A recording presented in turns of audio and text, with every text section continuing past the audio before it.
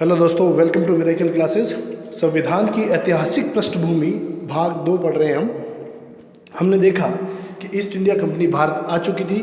भारत आने के बाद अपना व्यापार करने लगी और उसके बाद प्लासी का वॉर होता है और फिर बक्सर का वॉर होता है। तब तक तकरीबन 100-150 साल गुजर चुके होते कंपनी को आए हुए, और ये मुद्दा, ये विषय ब्रिटिश पार्लियामेंट में भी उठने लगता है कि जो कंपनी व्यापार करने गई थी वो भारत में जाके राजनीतिक सत्ता को अपना लेती है और राजनीतिक कार्य करने लग जाती है। यानी पॉलिटिकल आइडेंटिटी के रूप में इंडिया में ईस्ट इंडिया कंपनी काम करने लग गई थी। अब जब 150 साल से ऊपर गुजर चुके थे और प्लासी का वॉर हो गया, बक्सर का वॉर हो गया, और ये बात जब ब्रिटिश पार्लियामेंट में बहुत ज़ोर से उठी और वहाँ पे ये मांग उठी कि इस कंपनी को अब बंद कर देना चाहिए या इस कंपनी पर अब अंकुश लगा देना चाहिए, तब एक्ट बाय एक्ट कंपनी पर ब्रिटिश पार्लियामेंट क्या करती है, लगाम कसती है। उसमें सबसे पहला एक्ट जो था, जो ब्रिटिश पार्लियामेंट ने कंपनी के विरुद्ध लागू किया था, और सारी प्रक्रिया, मतलब कंपनी को नियंत्रण करने के लिए जो पूरी प्रक्रिया अपनाई गई, वो एक्ट बाय एक्ट यानी एक एक अधिनियम के तहत कंपनी के कार्यों को संरक्षित कर दिया गया, कंपनी के कार्यों को पर प्रतिबंध लगा दिया गया, और कंपनी के धीरे धीरे कंपनी के कार्यों को अंकुश करने की ये पहला पड़ाव या पहली प्रक्रिया हम समझ सकते हैं। फर्स्ट एक्ट जो कंपनी के विरुद्ध ब्रिटिश पार्लियामेंट ने लागू किया था वो था रेगुलेटिंग एक्ट। रेगुलेटिंग का मतलब होता है किसी चीज़ को नियंत्रण करना, रेगुलेट करना, किसी चीज़ को कंट्रोल करना। तो रेगुलेटिंग एक्ट जो था, ब्रिटिश पार्लियामेंट ने ईस्ट इंडिया कंपनी जो इंडिया में काम कर रही थी और राजनीतिक पॉलिटिकल आइडेंटिटी बन चुकी थी और बंगाल पर अपना अधिकार कर लिया था, प्लासी का वॉर हो गया था, उसके बाद बक्सर के वॉर के बाद उन्होंने बंगाल कलकत्ता को अपना एरिया बढ़ा लिया था। अब ब्रिटिश पार्लियामेंट क्या करती है कि ईस्ट इंडिया कंपनी पर एक एक्ट के थ्रू उस पर लगाम कसने की कोशिश करती है, उसको थोड़ा कंट्रोल करने की कोशिश करती है, और इसी का पहला जो एक्ट या कानून जिसे हम कह सकते हैं वो है 1773 यानी 1773 का रेगुलेटिंग एक्ट। इस एक्ट के माध्यम से कंपनी पर नियंत्रण किया जाना प्रारंभ कर दिया गया था। देखते हैं इसमें क्या क्या है। The regulating act was passed in British Parliament in June 1773. It was the first parliamentary ratification and authorization defining the power and authority of East India Company with the respect of its Indian possessions. इस अधिनियम का अत्यधिक समय संवैधानिक महत्व है। इस जो एक्ट ये है, इसका संवैधानिक महत्व ज़्यादा है क्योंकि ये पहली बार भारत में आया था और भारत में ईस्ट इंडिया कंपनी के कार्यों को नियंत्रण एवं नियमित करने का ये ब्रिटिश सरकार का पहला कदम था। अर्थात कंपनी के शासन पर संसदीय नियंत्रण यानी पार्लियामेंट्री जो कंट्रोल था, संसदीय नियंत्रण जो था, वो पहली बार स्थापित किया गया था। ब्रिटिश पार्लियामेंट ने ईस्ट इंडिया कंपनी जो इंडिया में काम कर रही है उस पर फर्स्ट बार जो कंट्रोल करने के लिए जो एक्ट पास किया था वही है 1773 का रेगुलेटिंग एक्ट। इसके द्वारा पहली बार कंपनी के प्रशासनिक और राजनीतिक कार्यों को मान्यता दी गई। प्रशासनिक कार्य यानी एडमिनिस्ट्रेटिव वर्क जो है वो, और पॉलिटिकल वर्क राजनीतिक काम, उनको पहली बार मान्यता दी गई और केंद्रीय प्रशासन की नींव रखी गई। यानी सेंट्रल एडमिनिस्ट्रेशन जो है फर्स्ट बार यहाँ पे लागू किया गया था। इस एक्ट में क्या क्या विशेषताएं, इसकी क्या क्या विशेषताएं पढ़ते हैं। देखो, इस अधिनियम द्वारा बंगाल के गवर्नर को बंगाल का गवर्नर जनरल नाम दिया गया। जो बंगाल का गवर्नर था वो पहले क्या था, गवर्नर, अब उसको बना दिया गया गवर्नर जनरल नाम दिया, और उसकी सहायता के लिए यानी एक तो गवर्नर जनरल बन गया, जो गवर्नर था उसको बना दिया गया गवर्नर जनरल, और उस गवर्नर जनरल के साथ 4 मेंबर्स की एक बॉडी डिफाइन की गई, उनके साथ अटैच कर दी गई, जिसे मंत्री परिषद यानी कार्यकारी परिषद का गठन किया गया। और बंगाल के पहले गवर्नर जनरल वॉरेन हेस्टिंग थे। कई बार क्वेश्चंस में पूछा जाता है कि बंगाल के पहले गवर्नर जनरल कौन थे, वॉरेन हेस्टिंग। बंगाल के पहले गवर्नर जनरल वॉरेन हेस्टिंग थे, जिनके साथ कितने सदस्य थे, 4 सदस्य। इनके द्वारा बम्बई और मद्रास के गवर्नर, बॉम्बे और मद्रास के गवर्नर बंगाल के गवर्नर जनरल के अधीन कर दी गई। यानी बॉम्बे का जो गवर्नर था, बॉम्बे का गवर्नर और मद्रास का गवर्नर गवर्नर जनरल के अंडर में थे। और गवर्नर जनरल कौन था? Warren Hastings. और वो गवर्नर जनरल कहाँ था? बंगाल का। तो बंगाल के गवर्नर जनरल के अंडर में मुंबई और मद्रास के गवर्नर्स को अंडर में कर दिया गया था। इसको मैप के थ्रू समझते हैं। बॉम्बे और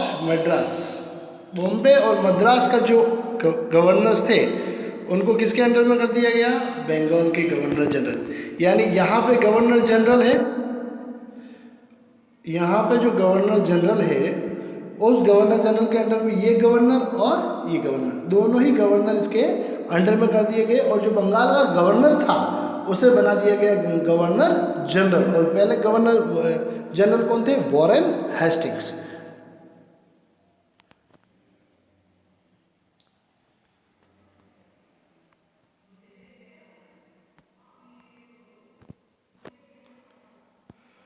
अधिनियम के अंतर्गत इसी 1773 के रेगुलेटिंग एक्ट में 1774 यानी 1774 में भारत में सर्वप्रथम जो उच्च न्यायालय अगर कहा जाए तो सर्वप्रथम सुप्रीम कोर्ट जो था वो कलकत्ता में इस्टेब्लिश किया गया। उस वक्त सुप्रीम कोर्ट ही बोलते थे इसको। तो भारत में सर्वप्रथम 1774 में उच्चतम न्यायालय की स्थापना कौन से एक्ट में की गई थी? रेगुलेटिंग एक्ट में की गई थी। और इसमें क्या था? एक तो जज थे प्लस उनके साथ 3 अन्य न्यायाधीश। जैसे आज कितने हैं? एक तो मुख्य न्यायाधीश फर्स्ट और उसके साथ 3 अन्य न्यायाधीश। और कलकत्ता में सुप्रीम कोर्ट की स्थापना की गई थी। आपको पता है पहले जो मुख्य न्यायाधीश थे वो कौन थे? वो थे सर एलिजा इम्फे। जो कलकत्ता में सुप्रीम कोर्ट इस्टेब्लिश की गई थी उसके मुख्य न्यायाधीश जो थे वो सर एलिजा इम्फे बने थे उस वक्त। कहीं क्वेश्चन आए तो ध्यान रखा जाए इसको।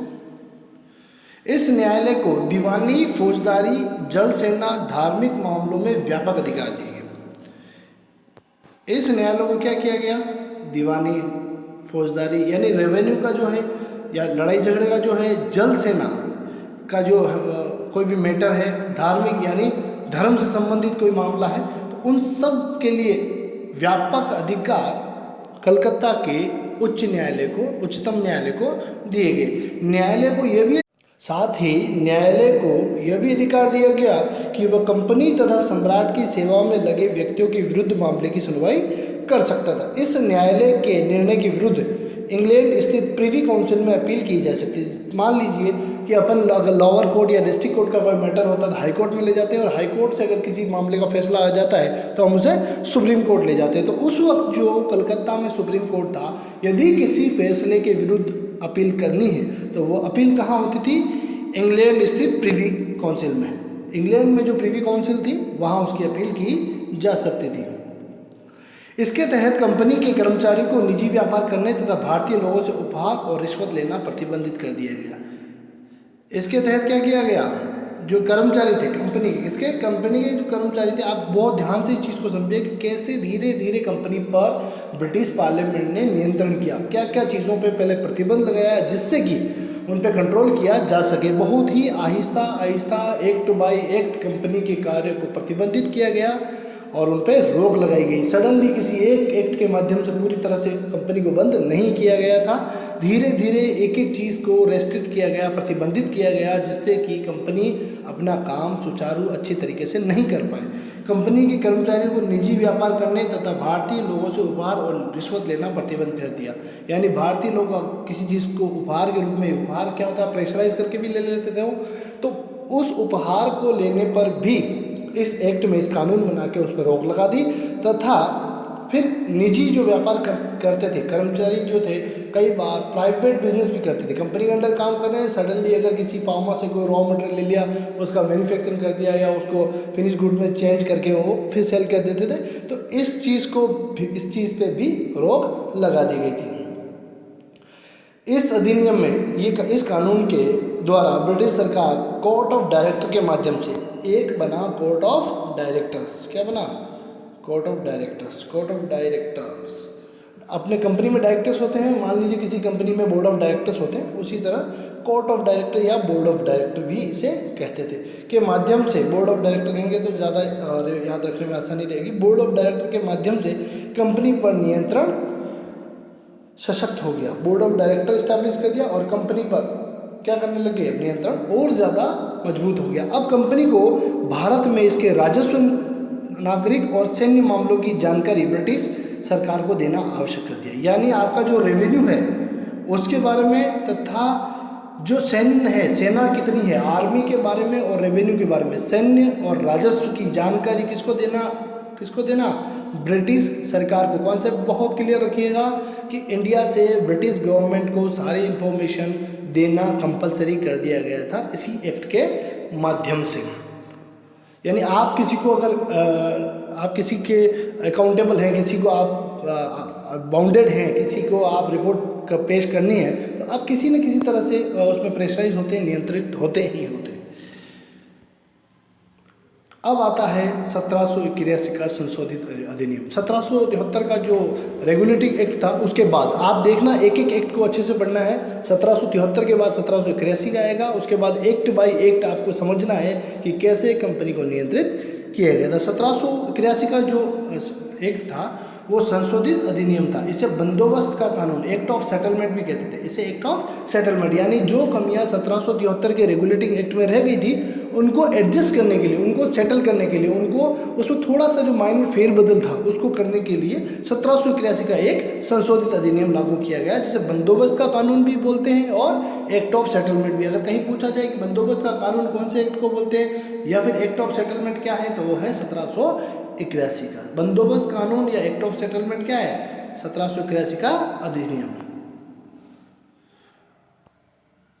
इस एक्ट में, एक्ट ऑफ सेटलमेंट में, अधिनियम में द्वारा कलकत्ता की सरकार को, जो कलकत्ता की सरकार थी, बंगाल, बिहार और उड़ीसा के लिए भी विधि बनाने का अधिकार दे दिया है। जो कलकत्ता गवर्नमेंट थी वो क्या कर सकती, क्योंकि कलकत्ता में सुप्रीम कोर्ट बना दिया गया और कलकत्ता गवर्नमेंट लॉ बनाने के लिए बाउंडेड थी, तो उसने बंगाल, बिहार और उड़ीसा के लिए भी विधि यानी कानून बनाने का अधिकार उनको दे दिया गया था। इस अधिनियम के द्वारा सर्वोच्च न्यायालय पर यह रोक लगा दी कि वह कंपनी के कर्मचारियों के विरुद्ध कार्रवाई नहीं कर सकता। जो पहले परमिशन मिल गई थी 1773 में, उसमें इस एक्ट में आता था एक एडजस्टमेंट करके उस पर रोक लगा दी, जो उन्होंने एक सरकारी अधिकारी की हैसियत से किया हो।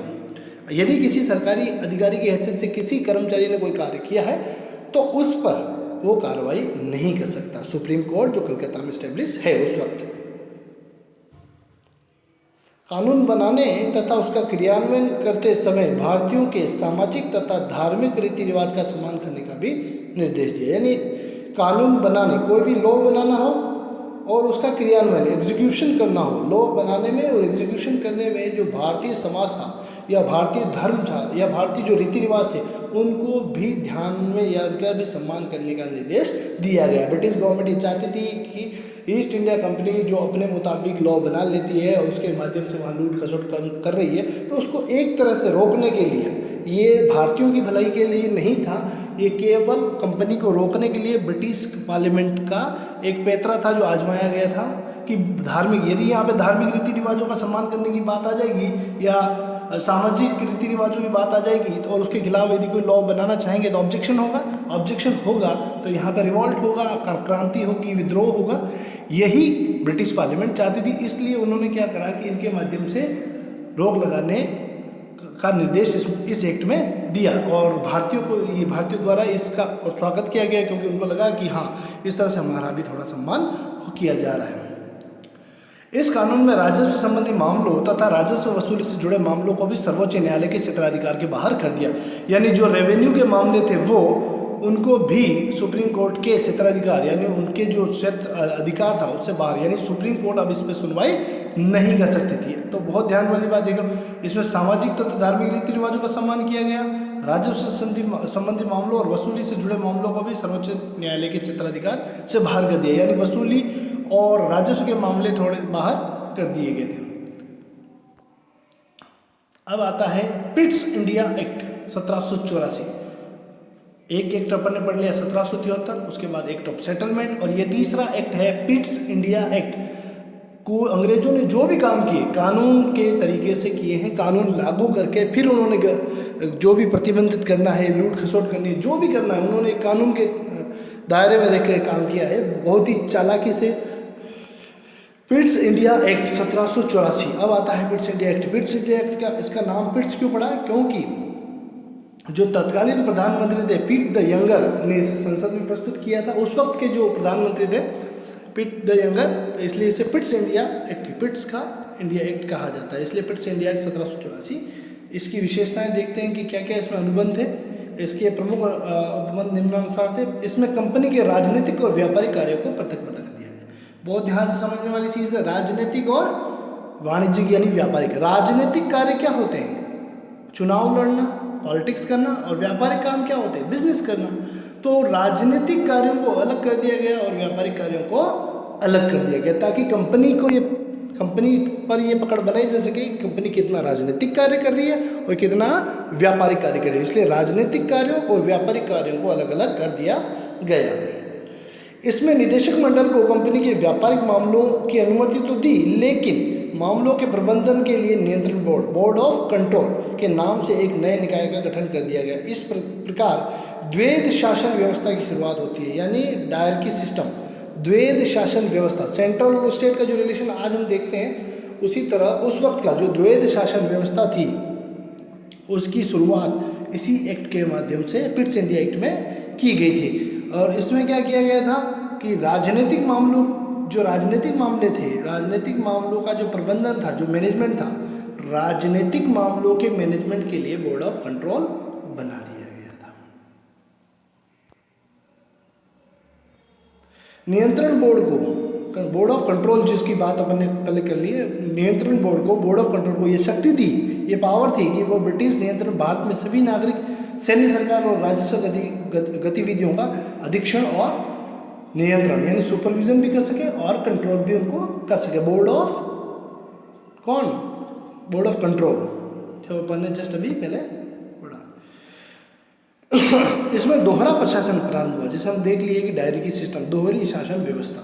सेंट्रल स्टेट का जो ऑपरेशन देखते हैं कि हम सेंट्रल गवर्नमेंट भी हमारे ऊपर है और स्टेट गवर्नमेंट के भी हम बाउंडेड हैं। इसमें दो चीज़ें आप ध्यान रखने वाली है, बोर्ड ऑफ डायरेक्टर और board of control. Board of director अपन ने पहले पढ़ लिया। बोर्ड ऑफ डायरेक्टर किस मामलों के लिए था?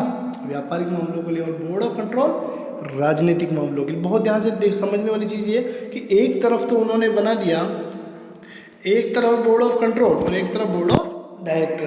बोर्ड ऑफ कंट्रोल जो है कंपनी के कौन से कार्यों को मैनेज करेगा? राजनीतिक को। और बोर्ड ऑफ डायरेक्टर जो है वो किसको करेगा? बिजनेस। और बोर्ड ऑफ डायरेक्टर के जो मेंबर्स हैं या बोर्ड ऑफ कंट्रोल के जो मेंबर्स हैं वो किसके हैं? ब्रिटिश पार्लियामेंट के। तो आपको एक बार फिर मैं डायग्राम के थ्रू समझा देता हूँ कि ये ब्रिटेन ने इंडिया में दो बोर्ड बना दिए। एक बोर्ड बनाया बोर्ड ऑफ कंट्रोल और एक बोर्ड बनाया बोर्ड ऑफ डायरेक्टर। ये दोनों बोर्ड किसने बनाया? ब्रिटेन ने। और ब्रिटेन ने क्या किया कि बोर्ड ऑफ डायरेक्टर जो था वो कंपनी कहाँ थी? इंडिया में। इंडिया किस कंपनी के जो व्यापारिक मामले थे उनको कौन देख रहा था? Board of director. और जो राजनीतिक मामले थे वो कौन देख रहा था? Board of control. और ये दोनों बोर्ड किसके अंडर में थे? Government of Britain. अब आता है 1793 यानी 1793 ईस्वी का चार्टर एक्ट। 1793 ईस्वी का चार्टर एक्ट अधिनियम। इसके द्वारा नियंत्रण बोर्ड के सदस्यों और कर्मचारियों के वेतन आदि को भारतीय राजस्व देने की व्यवस्था की। अब देखिए आप, बोर्ड ये तो बनाया बोर्ड ऑफ कंट्रोल और ये बनाया board of director. Board of control और बोर्ड ऑफ डायरेक्टर, और ये दोनों किसके अंडर में थे? ब्रिटेन। ये दोनों किसके अंडर में थे? बोर्ड ऑफ कंट्रोल और बोर्ड ऑफ डायरेक्टर किसके अंडर में थे? ब्रिटेन के। अब इन दोनों बोर्ड्स में जो कर्मचारी थे, इन दोनों बोर्ड्स में जो कर्मचारी थे उनको सैलरी तो देनी पड़ती होगी। वो सैलरी भी कहाँ से? भारतीय राजस्व से। आप देखो कि लूट खसोट की इंतहा ये है कि भारत का जो रेवेन्यू है उसी में से उन दोनों बोर्ड्स को सैलरी दी जाएगी, ब्रिटेन गवर्नमेंट नहीं देगी। अब आता है 1813 का ईस्वी का चार्टर एक्ट। अब आता है 1813 ईस्वी का चार्टर एक्ट। इस अधिनियम की क्या क्या विशेषता है? एक्ट आपको सब ध्यान रखने हैं, कौन सा एक्ट कब कब आया और किस एक्ट में कंपनी के कार्यों पर क्या क्या अंकुश लगाए गए। आप आईएएस का एग्ज़ाम देवें, आरएस का एग्ज़ाम देवें या कोई भी कंपटीशन एग्ज़ाम देवें, फैक्ट आपको पॉलिटी से इन्हीं क्वेश्चंस यहीं से उठा के पूछे जाते हैं, केवल थोड़ा सा घुमा दिया जाता है। और जब तक आप ग्राउंड लेवल पे किसी चीज़ को नहीं समझोगे, ना तो फैक्ट कर पाओगे और ना ही किसी डिस्क्रिप्शन एग्ज़ाम में अपना आंसर अच्छे से लिख पाओगे। तो 1813 का जो चार्टर एक्ट था अधिनियम की, इस अधिनियम की क्या विशेषता थी? कंपनी के अधिकार पत्र को 20 सालों के लिए बढ़ा दिया गया। कंपनी का जो अधिकार पत्र, राइट जो था, उसको 20 सालों के लिए बढ़ा दिया गया। 20 साल तक और काम कर सकती है इंडिया में। और क्या किया गया इसमें? देखो, कुछ सीमाओं के अधीन सभी ब्रिटिश नागरिकों के लिए भारत के साथ व्यापार खोल दिया। कुछ सीमाओं के अधीन सभी ब्रिटिश नागरिकों के लिए, यानी पहले कौन व्यापार करता था? केवल इंडिया में ईस्ट इंडिया कंपनी। अब कौन आ सकता है? आप बहुत ध्यान से एक चीज़ को समझें कि अब ब्रिटिश नागरिक भी इंडिया आके अपना व्यापार कर सकते हैं। पहले केवल ईस्ट इंडिया कंपनी थी, यानी अब ब्रिटिश नागरिकों के लिए भी भारत के रास्ते खोल दिए गए। भारत के साथ व्यापार करने के एकाधिकार को छीन लिया गया। भारत के साथ व्यापार करने का जो एकाधिकार था उसको क्या कर लिया गया? छीन लिया गया। यानी कि एकाधिकार को छीन लिया गया। चीन और पूर्वी देशों के साथ चाय का व्यापार बना रहा, यानी चीन के साथ और पूर्व के जो देश थे पूर्वी दिशा के, उनके साथ चाय पत्ती जो होती है उसका व्यापार बना रहा, जो 20 वर्ष का एकाधिकार प्राप्त था। ईसाई मिशनरी को भारत में धर्म प्रचार की अनुमति दे दी। अब देखो, जो क्रिश्चियन कम्युनिटी थी उनको इंडिया में क्रिश्चियन जो रिलीजन है, जो ईसाई धर्म है, उसके प्रचार की भी क्या कर दी गई? अनुमति दे दी गई। यानी कि आप किस अपने धर्म का प्रचार प्रसार, यदि ईसाई धर्म का प्रचार प्रसार इंडिया में किया जाएगा तो जो इंडियन हिंदू धर्म वाले हैं उनको कन्वर्ट करके किस में कर लिया जाएगा? ईसाई में। और ईसाई जब कोई व्यक्ति बन गया, मान लो किसी ने ईसाई धर्म को अपना लिया और वो ईसाई धर्म में विश्वास रखने लग गया, तो वो एक स्पिरिचुअली यानी रिलीजियन वाइज भी किसके बाउंडेड हो जाएगा? अंग्रेजों के, क्योंकि उनका धर्म कौन सा था? ईसाई। तो ब्रिटिश गवर्नमेंट ने बहुत चालाकी से धर्म, अर्थव्यवस्था सब पे एक एक प्रहार किया है। बहुत ध्यान से धर्म का प्रचार करने की अनुमति दे दी। धर्म का प्रचार करने की अनुमति से क्या होगा कि भारत में यदि धर्म का प्रचार हो रहा है तो हिंदुओं को कन्वर्ट किस में किया जा सकता है? क्रिश्चियन कम्युनिटी में। और क्रिश्चियन कम्युनिटी में कर दिया गया तो वो किसके प्रति लायबल होंगे? क्रिश्चियंस के। और क्या किया गया इसमें भारत की शिक्षा के लिए सरकार को प्रतिवर्ष 1 लाख रुपए खर्च करने का निर्देश दिया। भारतीयों पर जो शिक्षा है, पहली बार भारतीयों के लिए एक अच्छी चीज़ हुई थी कि 1 लाख रुपए खर्च करने की, साल भर के 1 लाख रुपए खर्च करने हैं किस पे? भारतीयों को शिक्षित करने के लिए। अब इसमें भी बहुत चालाकी ये थी कि 1 लाख रुपए खर्च करके मान लो इन लोगों को शिक्षित किया जाता है, तो ये किसके अंडर में काम करेंगे? ईस्ट इंडिया कंपनी के अंडर में काम करेंगे। और जब ब्रिटेन गवर्नमेंट यहाँ कंट्रोल करेगी तो उनको यहाँ पढ़े लिखे लोग मिल जाएंगे। इस चालाकी के साथ 1 लाख रुपए भारत सरकार प्रतिवर्ष भारतीयों की शिक्षा पर खर्च करेगी, ये इस कानून में उन्हें बाध्य कर दिया गया। अब देखते हैं हम चार्टर एक्ट 1833 का एक चार्टर एक्ट। ब्रिटिश भारत के केंद्रीकरण की दिशा में यह अधिनियम निर्णायक कदम था। यानी ब्रिटिश जो भारत में सेंट्रलाइज गवर्नमेंट बनाना चाहते थे उसमें ये एक महत्वपूर्ण निर्णायक कदम था। 1833 का चार्टर एक्ट की क्या क्या विशेषताएं थी ये हम देखते हैं। देखो, इस अधिनियम में बंगाल के गवर्नर जनरल को, बंगाल के गवर्नर, आपको पता है बंगाल का गवर्नर जनरल,